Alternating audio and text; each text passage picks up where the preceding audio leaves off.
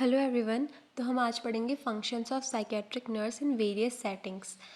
इसका मतलब ये है कि बहुत सारी जो हमारी हॉस्पिटल सेटिंग्स होती है, जैसे कि inpatient department, outpatient department, अगर हम ईसीटी थेरेपी कर रहे हैं या फिर कुछ और, तो वहाँ पे नर्स का क्या रोल है। ठीक है, नर्स को क्या करना है। और ये बहुत ज़्यादा इजी टॉपिक है। क्योंकि अभी तक आपकी साइकेट्रिक हॉस्पिटल में पोस्टिंग तो लग चुकी होगी, तो वहाँ पे आपने बहुत सारी चीज़ें ऑब्जर्व की होंगी। ठीक है, कि कैसे नर्सेज वहाँ पे केयर करती है, क्या क्या चीज़ें करनी होती है, तो वही सब आपको बस लिखना है, कुछ भी नहीं रटना है इसमें। बहुत ज़्यादा ईजी है। सबसे पहला है इन पेशेंट साइकेट्रिक वार्ड, मतलब पेशेंट हमारा वार्ड में है। तो I want you to imagine कि आपके पास एक पेशेंट है वार्ड में और आपको सारी रिस्पॉन्सिबिलिटीज़ दी जाती है उस पेशेंट की।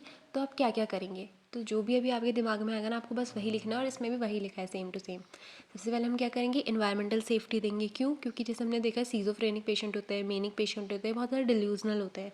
तो अपने डिल्यूजन में क्या कर देते हैं, किसी को हार्म कर सकते हैं या फिर खुद को हार्म कर सकते हैं। तो हमें इन्वायरमेंट की सेफ्टी दिलानी होती है। या फिर जो पेशेंट बहुत ज़्यादा सुसाइडल टेंडेंसी वाले होते हैं, इन्वायरमेंटल सेफ्टी में हम क्या करते हैं, जैसे हम पेशेंट को नर्सिंग स्टेशन के पास रख सकते हैं। पेशेंट के साइड से जो भी शार्प ऑब्जेक्ट्स या फिर कोई भी ऐसी चीज़ जिससे वो हार्म कर सकता है खुद को या दूसरों को, वो हटा सकते हैं। ठीक है, और खुद की सेफ्टी के लिए प्रिकॉशंस ले सकते हैं। तो ये सारा सबसे पहले हम इन्वायरमेंटल सेफ्टी करते हैं। दूसरी चीज़ हम क्या करते हैं, परफॉर्म करते हैं psycho social high risk and physical assessment. अब ऑब्वियस सी बात है, अगर पेशेंट हमारे पास है वार्ड में, तो हम रेगुलर पेशेंट का असेसमेंट करते रहेंगे ना, देखने के लिए पेशेंट ने प्रोग्रेस की या नहीं किया, फिर कंडीशन और ख़राब होते जा रही है। तो सबसे पहले हमने सेफ्टी दिलाई, फिर हमने असेसमेंट करा। अब हम प्रमोट करेंगे self care activities. Self care activities को क्यों प्रमोट करेंगे, क्योंकि हमें पेशेंट को, हमारा गोल ये होना चाहिए कि इंडिपेंडेंट बनाना है, उसे हमें डिपेंडेंट नहीं बनाना है। जितनी खुद की केयर खुद कर सकता है वो उतना अच्छा होगा। फिर है मेडिकेशन मैनेजमेंट। अब ये तो बहुत ज़रूरी है और ये ऑब्वियस सी बात है कि हम मेडिकेशन देंगे। जैसे कि हमारे मेनिक पेशेंट होते हैं, उनको हम लोग मूड स्टेबलाइज़र, लिथियम कार्बोनेट, ये सब देते हैं। और सीजोफ्रेनिक पेशेंट्स होते हैं, उनको भी हम लोग ये लोराज़ेपाम वगैरह ये सब देते हैं। ठीक है, एंटीसाइकोटिक्स। वैसे ही हमारे जो एंग्जाइटी वाले पेशेंट होते हैं, उनको एंटी एंग्जाइटिक्स, बेंजोडाइजेपिन्स, ये सब देते हैं। तो हमें ये सब पता होना चाहिए कि किसको हम क्या ड्रग देते हैं और ड्रग के राइट्स क्या होते हैं, जैसे कि राइट ड्रग, राइट डोज, ये सब चीज़ें हमें पता होना चाहिए। उसके अकॉर्डिंग में मेडिकेशन का मैनेजमेंट करना है। फिर असिस्ट करना है हमें फॉर सोमेटिक थेरेपी। अभी हद तक हमने एक ही सोमेटिक थेरेपी पढ़ी है, वो है ईसीटी। बाकी सब तो मेंटल उस पर चलती है ना, क्योंकि इसमें हम बॉडी पे काम करते हैं। फिर एक्यूरेटली हमें ऑब्जर्व करना है एंड डॉक्यूमेंट करना है पेशेंट का बिहेवियर।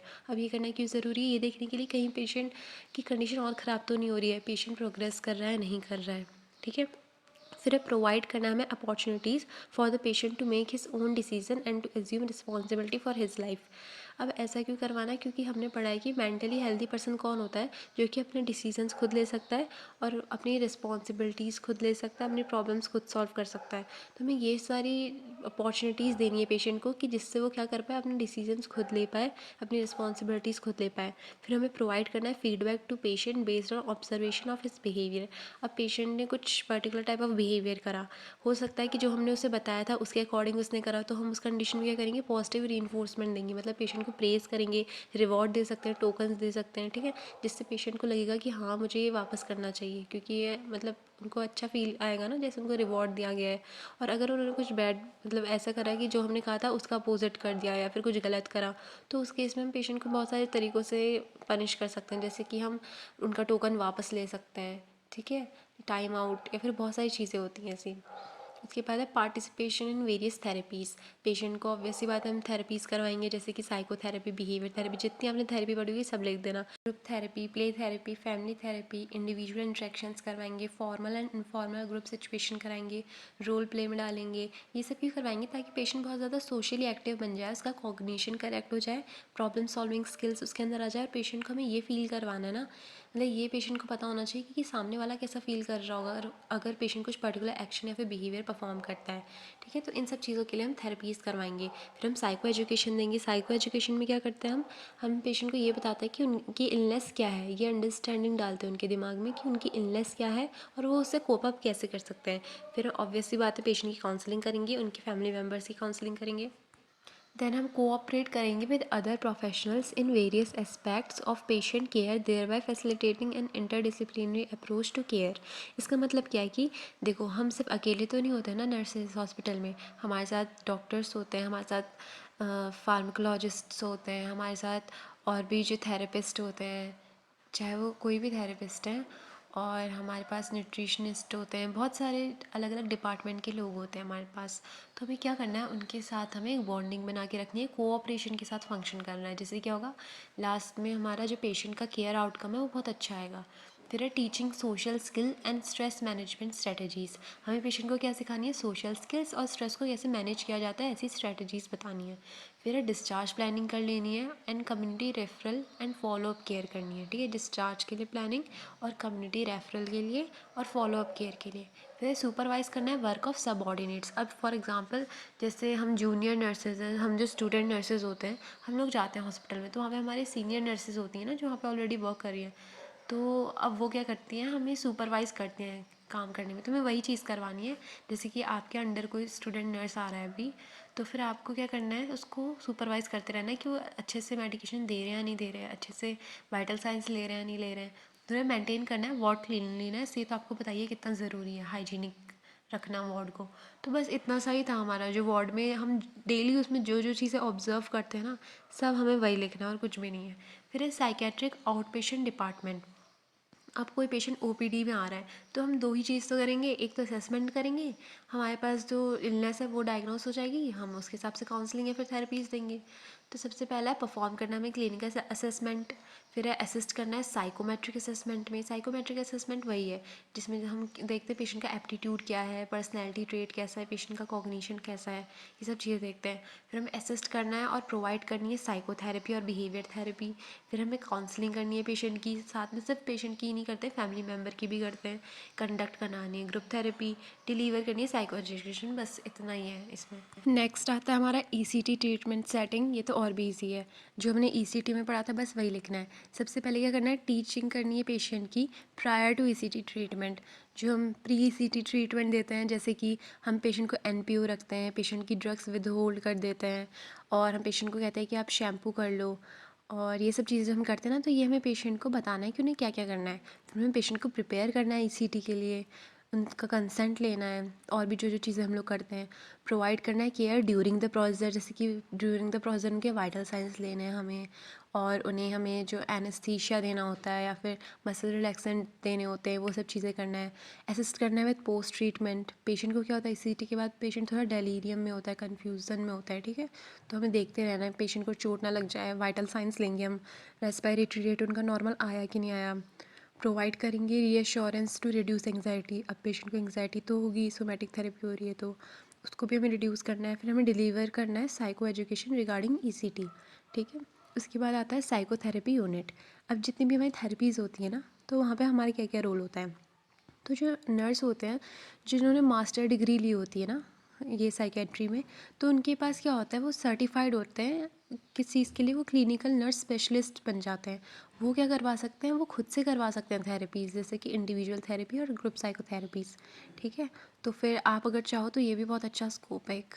उसके बाद है establishing a therapeutic relationship with the patient. सबसे पहले हमें क्या करना होता है, पेशेंट के साथ एक थेराप्यूटिक रिलेशनशिप बनानी होती है, तभी तो किसी भी थेरेपी का, किसी भी ट्रीटमेंट का इनिशिएशन होगा। फिर हमें पेशेंट को प्रोवाइड करनी है opportunity for the patient to release tension as problems are discussed. अब हम थेरेपीज़ में क्या करते हैं, पेशेंट से बात करते हैं, उनकी फीलिंग्स उनसे वर्बलाइज करवाते हैं ना। इससे क्या होता है कि जो अंदर टेंशन एकदम भरी हुई है, जो बैड फीलिंग्स और जो स्ट्रेस भरा है, वो सब चीज़ें बाहर निकल जाती हैं और पेशेंट काफ़ी रिलैक्स फील करता है। फिर है assisting the patient in gaining insight about the problem. अब जब पेशेंट को यही नहीं पता होगा कि उससे प्रॉब्लम क्या है, उस पर कैसे काम करेगा ना, तो पेशेंट में हमें इंसाइट दिलानी है, उनको पता करवाना है कि उनकी क्या इलनेस है। फिर है providing opportunity to practise new skills. हमें पेशेंट को नई स्किल्स सिखानी है, उनको अपॉर्चुनिटीज़ दिलानी है जिससे वो न्यू स्किल्स सीख पाए। फिर हमें री करवाना है अप्रोप्रिएट बिहेवियर एज अ टकर। अगर पेशेंट अप्रोप्रिएट बिहेवियर कर रहा है, तो हमें पेशेंट को पॉजिटिव री देना है, जैसे कि मैंने बताया था, हम प्रेज कर सकते हैं, रिवॉर्ड दे सकते हैं, एक्सेट्रा।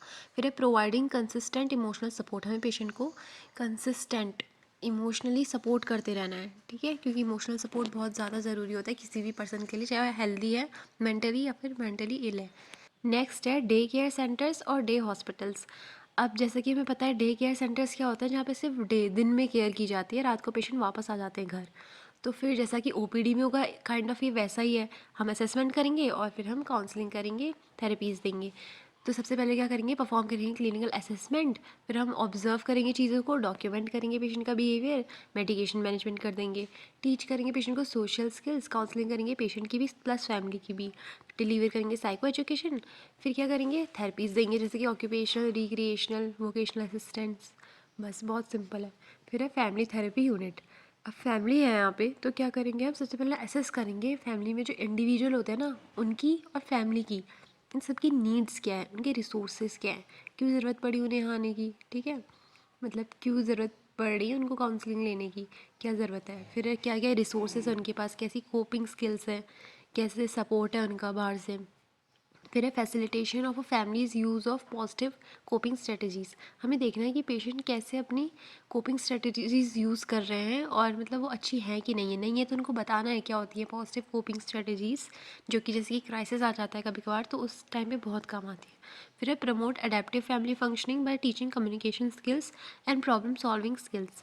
हमें पेशेंट को क्या सिखाना है, अडेप्टिव फैमिली फंक्शनिंग, मतलब जो अच्छा बिहेवियर होता है ना, कैसे आपको कोई चीज़ राइट तरीके से कब करनी होती है, वो चीज़ हमें पेशेंट को सिखाना है, और कम्युनिकेशन स्किल सिखानी है, क्योंकि जब कम्युनिकेशन अच्छी रहेगी पेशेंट के फैमिली मेम्बर्स के बीच में, तो कम्युनिकेशन गैप नहीं होगा, ठीक है। और कम्युनिकेशन गैप एक बहुत बड़ा रीज़न होता है किसी भी कॉन्फ्लिक्ट का फैमिली के अंदर, और हमें उनको प्रॉब्लम सॉल्विंग स्किल सिखानी है और फिर हमें साइको एजुकेशन डिलीवर कर देनी है, बस। ओके, सो इस वीडियो को हम यहीं पे ख़त्म करते हैं, ये हमारा पार्ट 1 हो जाएगा, और बाकी जो बचा मैं पार्ट 2 में डाल दूँगी। सी, अगर आपको वीडियो इन्फॉर्मेटिव लगती है, यूज़फुल लगती है, तो प्लीज़ आप लाइक कर देना एंड मेरे चैनल को सब्सक्राइब कर देना। आपको भी पता है हम नर्सिंग स्टूडेंट्स हैं, आप भी मैं भी, अभी हम नर्सिंग कर रहे हैं और कितना हमें लोड होता है, हमें ड्यूटी जाना होता है, असाइनमेंट बनाने होते हैं, उसके बाद भी अगर आप लोग मेरी वीडियोज़ लाइक नहीं कर रहे हैं, आपको यूज़फुल लग रही है उसके बाद भी, तो इट्स वेरी डिसअपॉइंटिंग। तो प्लीज़ लाइक एंड सब्सक्राइब कर देना। Okay, see you in the next video, bye.